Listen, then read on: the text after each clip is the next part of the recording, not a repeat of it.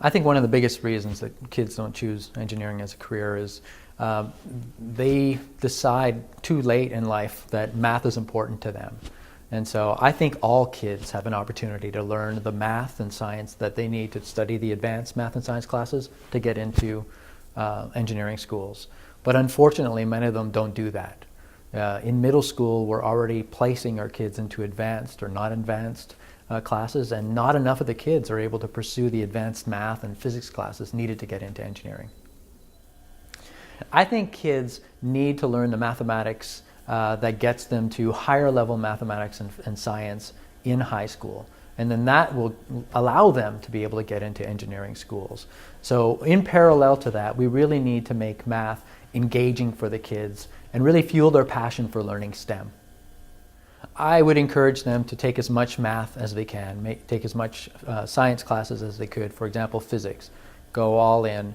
I would encourage them to look for challenging, hard problems to solve. And I would also encourage them to fail and have them learn that it's okay to fail. Just learn from your mistakes and keep moving forward. But most importantly, I would say go for it and don't give up no matter how hard it gets. And I would also encourage students to get involved in programs like robotics or any other STEM initiatives that have them get their hands on into the learning process and think beyond whatever they might be focused on to a more systems level view of the problem at hand. I think teachers need to get students to see that math and science can help them understand the world around them. I think when teachers can make math and science relevant to them, and by relevant I mean what matters to the kids, that's when STEM comes to life. And that's what we need the kids to see and fall in love with so that they do pursue their passions and they work hard when it gets hard. It'll pay off. I would have systems level thinking happen in the freshman year. I would like engineering freshmen to start really understanding the importance of system level thinking as freshmen so that once they become seniors, they're able to deliver rock solid system solutions in their final year.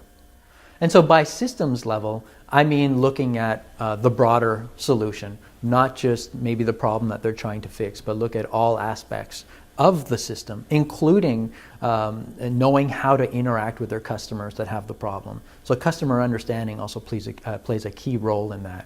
Being able to ask your customers what their problems are, being able to listen, and being able to take that and then design solutions going back to their customers, iterating until they get it right.